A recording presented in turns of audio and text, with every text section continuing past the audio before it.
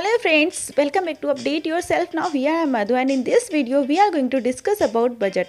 So budget में बहुत सारे चेंजेस किए गए, लेकिन मैं आपको बताऊंगी आज की टैक्स पेयर्स के लिए बजट में क्या क्या चेंजेस किए गए। तो स्पेशली ये वीडियो मेरा टैक्स पेयर्स के लिए ही है। तो आज इस वीडियो में मैं आपके साथ क्या क्या पॉइंट डिस्कस करूँगी। सबसे पहले मैं आपको पॉइंट्स बता देती हूँ, देन हम वन बाई वन करके वो पॉइंट्स डिस्कस करेंगे। तो सबसे पहला पॉइंट है टैक्स स्लैब, एंड सेकेंड है standard deduction, and third one is TDS जिसे कहते हैं tax deduction as source, and fourth one is ATC।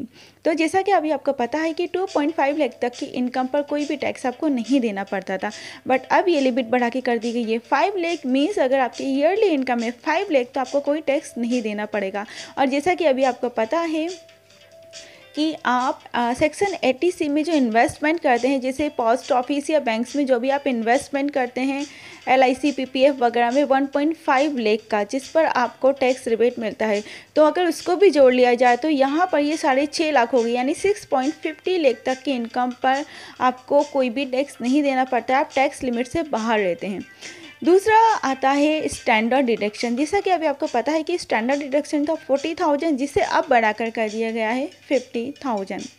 And third one is TDS tax deduction at source, यानी अभी आप जो भी इन्वेस्टमेंट FD पे करते थे या पोस्ट ऑफिस या बैंक्स में जितना भी इन्वेस्टमेंट करते थे, उस पर आपको जो इंटरेस्ट मिलता था वो इंटरेस्ट अगर आपका 10,000 या उससे ज़्यादा का होता था तो आपको उस इंटरेस्ट पर टैक्स देना पड़ता था।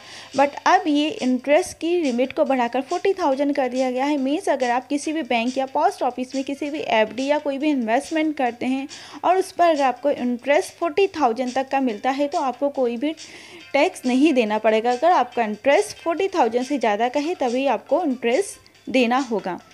एंड सीनियर सिटीजन के लिए ये लिमिट है 50,000, यानी अगर सीनियर सिटीजन है आप तो आपको अगर 50,000 तक इंटरेस्ट मिलता है तभी आपको ये टैक्स देना पड़ेगा, अदरवाइज नहीं देना होगा। इसके अलावा TDS एक तरीके का और होता है जिसे कहते हैं rental income TDS। Rental income TDS अभी 1.80 लाख था, जिसे बढ़ाकर कर दिया गया है 2.40 लाख। ओके, अब नेक्स्ट थिंग इज ATC की लिमिट 1.50 लाख थी, जिसे 1.50 लाख ही रखा गया है। एंड यहाँ पर मैं आपको टैक्स स्लैब बता देती हूँ। टैक्स स्लैब आपका 5 लाख से स्टार्ट होता है। मीन्स 5 to 10 लाख की इनकम पर आपको 20% टैक्स देना होगा, एंड 10 लाख से अबोव पर आपको 30% टैक्स देना होगा।